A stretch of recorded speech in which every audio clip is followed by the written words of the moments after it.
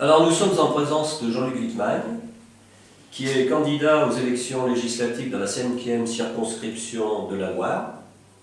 Il est soutenu par le Parti communiste français. Bonjour Jean-Luc, peux-tu te présenter et aussi présenter la suppléante qui va être à tes côtés pendant cette campagne? Oui, bonjour à tous, bonjour Daniel. Oui, je suis candidat aux élections législatives 2017 qui se dérouleront le 11 juin et pour le premier tour et le 18 juin pour le deuxième tour. Donc je vais présenter la candidate suppléante, c'est la galanterie qui me caractérise. C'est Laurence Simao, qui est technicienne à Nexter, qui travaille depuis des années dans cette entreprise, anciennement l'Arsenal, qui est mariée, il y a 3 enfants. Voilà, donc des techniciennes femmes, il n'y en a pas beaucoup, donc c'est intéressant de travailler avec Laurence, qui a beaucoup d'idées et qui au niveau politique est très intéressante. Et puis là, je vais parler de Jean-Luc Wittmann, c'est quelqu'un que je connais bien. Voilà, donc je suis marié, j'ai 2 enfants, j'ai 51 ans. J'ai commencé comme apprenti mécanicien auto à l'âge de 15 ans. J'ai exercé plusieurs métiers, dont mécano, véhicules légers et poids lourds, et aussi l'hydraulique à EDF-GDF. Aujourd'hui, je suis technicien à EDF-GDF, mais maintenant qui se baptise Enedis, et entre-temps, c'est appelé ERDF. Voilà, donc je pense que j'ai fait un peu le tour. Après, je ne sais pas s'il faut en rajouter plus.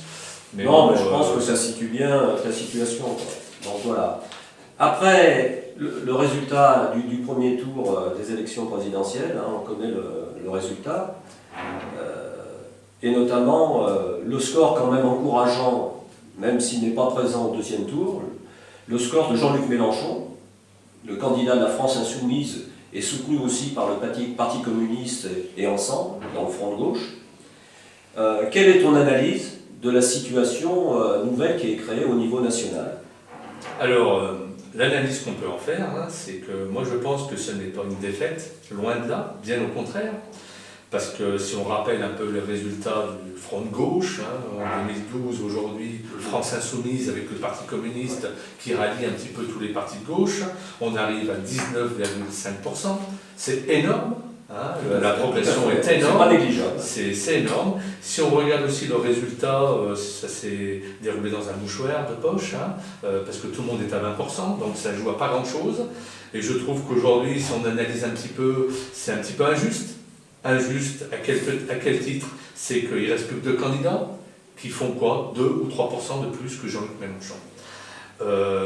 Alors pour moi, à travers quand je dis que c'est pas une défaite, bien au contraire, il faut garder l'effervescence que cette action, on va dire cette élection a créé. Ça a créé un élan de la jeunesse. Le Parti communiste était entièrement engagé dans les élections. On a affiché, moi le premier, jusqu'au dernier jour, jusqu'à la dernière minute, pour que cette campagne, derrière, elle soutienne bien notre candidat, qu'on a affiché depuis le début, Jean-Luc Mélenchon. Donc voilà, c'est pour ça que je pense que ce n'est pas une défaite, bien au contraire. Et cet élan, il faut le garder, parce qu'on a d'autres élections qui arrivent, entre autres les législatives, on a les sénatoriales, on va avoir les municipales. Et je pense que cet élan, il faut le garder. Il faut le garder parce que ceux qui vont sortir demain des présidentielles vont tout faire pour justement le monde ouvrier, le monde, on va dire, modeste, va pas pouvoir se défendre. Oui, le monde salarié, quoi. Voilà, il va être étouffé. Donc nous, on est là justement pour rappeler les valeurs, et cet élan, il faut le garder. Cette effervescence qui a été créée, il faut la garder. Les jeunes l'ont démontré, ils étaient bien engagés. Il faut démontrer auprès de ces jeunes qu'on est encore là. On est un parti qui a toujours été là, présent, dans la riposte, on va dire. Et aujourd'hui, cet élan, avec Jean-Luc, il faut qu'on continue de le travailler pleinement. D'accord. Donc ça veut dire qu'il ne faut pas les décevoir. Donc ça veut dire aussi que dans la campagne qui s'annonce dans la circonscription, en se servant bien sûr de cette dynamique qui a été créée, par les résultats de Jean-Luc Mélenchon.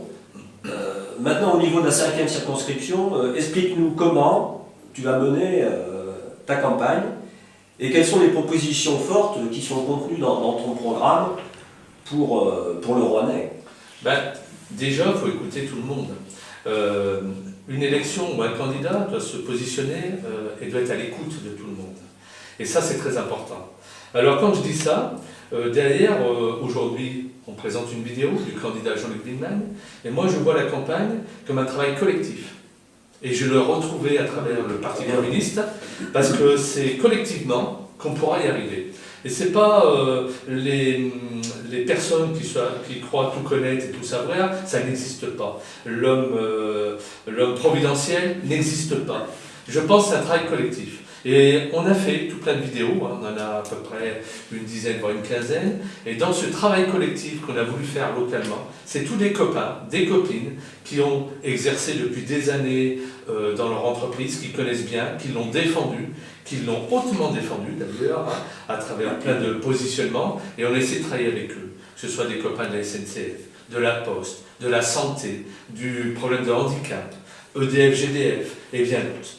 J'en oublie les retraités aussi, bien sûr, hein, parce que les retraités vivent des situations très compliquées aujourd'hui, hein, avec la pauvreté, la précarité qui se développe, ça c'est clair, ça se développe hein, de plus en plus. Et malheureusement, des niveaux de retraite qui sont largement insuffisants, notamment chez nous dans le Rouennais, où il y a beaucoup de salariés du textile, donc il y avait des salaires assez bas. Je vous invite à regarder la vidéo de Michel Grégoire, hein, qui explique justement qu'aujourd'hui, certains retraités sont obligés de reprendre un petit travail pour pouvoir subvenir. Parce qu'ils n'y arrivent pas hein, aujourd'hui, donc c'est lamentable, on va dire, c'est vraiment lamentable. Donc dans la campagne, comme tu viens de souligner, il y a plein de choses. Il y a l'emploi qu'il faut développer, ça c'est clair. Hein. Alors on a une devise, hein, c'est travailler moins, travailler mieux et travailler tous. À travers, pourquoi pas, proposer les 32 heures, hein, avec un salaire bien sûr décent, parce que si on n'a pas de salaire décent, on ne peut pas relancer l'économie. Mais à travers tout ça, c'est aussi très compliqué, parce qu'on subit aujourd'hui des années de non-emploi. Et la société aujourd'hui, eh ben, on a tout un travail de fond à faire. C'est pas trop tard du tout. Mais pour relancer l'emploi, vous savez, quand il y a des gens, ça fait longtemps qu'ils n'ont pas travaillé, il faut les réinsérer. Et tout ça, ça ne se fait pas d'un coup de baguette magique. Donc tout ça, il va falloir le développer, le travailler, et j'invite justement tous les concitoyens à travailler ensemble pour développer ce retour à l'emploi. Parce que quand même, tu l'as souligné, dans le Rouennais, on a un potentiel industriel, un savoir-faire inimaginable. On est bien positionné, on est dans les alentours de Lyon quand même, qui est quand même une mégapole aujourd'hui, Saint-Étienne, et on est sur la voie de Paris. Avec les voies de chemin de fer, on a aussi le canal, hein, qu'on veut développer aussi, parce que Charles Noëlas nous fait une présentation dans une vidéo qui explique justement ce que l'on souhaite faire avec le Parti communiste, développer les voies navigables. La SNCF avec Laurent Haon, hein, qui derrière explique un petit peu ce que nous souhaitons au niveau de la SNCF, et bien d'autres, hein, tous les services publics, que ce soit de la santé et d'autres. Donc si tous ensemble, on arrive à travailler collectivement, c'est mon souhait. Ce n'est pas un seul homme, une seule personne ou une seule femme qui peut y arriver. Donc nous, on a voulu dans cette campagne, tous ensemble, avec le Parti communiste et le Front de gauche, justement développer ce collectif pour pouvoir y arriver, avec un programme qui est calculé et bien organisé.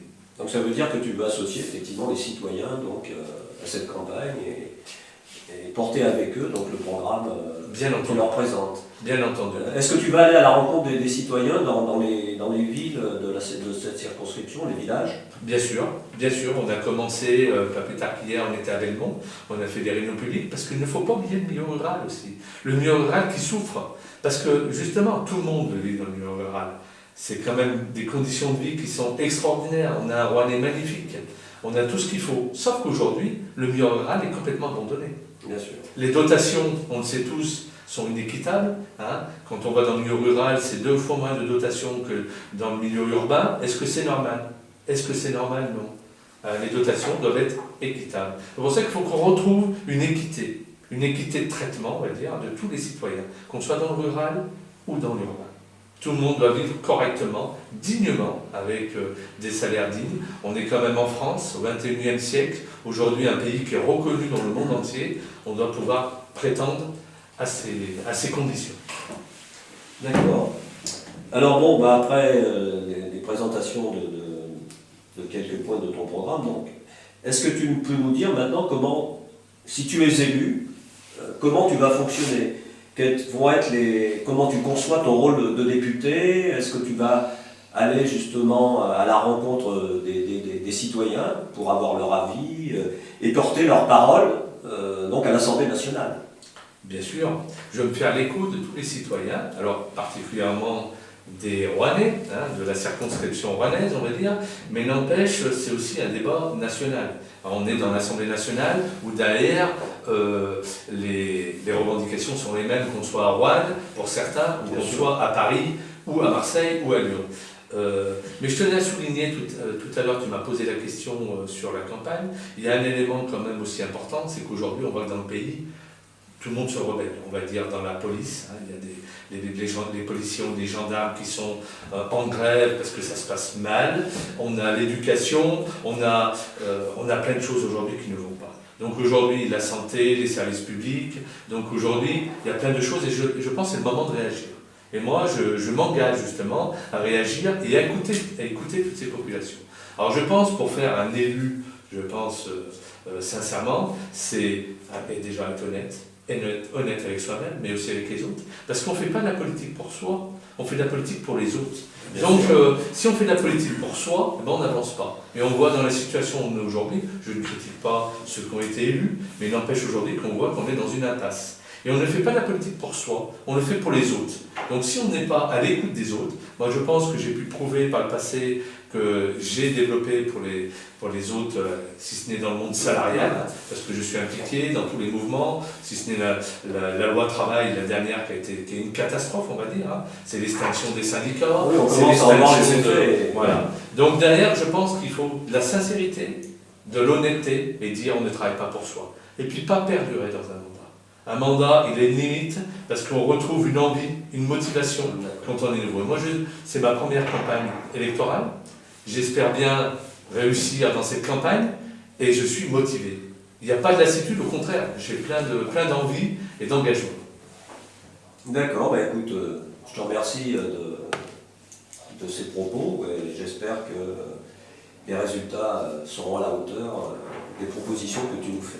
Je te remercie, Daniel. Et puis au plaisir de te revoir. Donc à bientôt dans la campagne qui va se mener dans les prochains jours. Merci Daniel.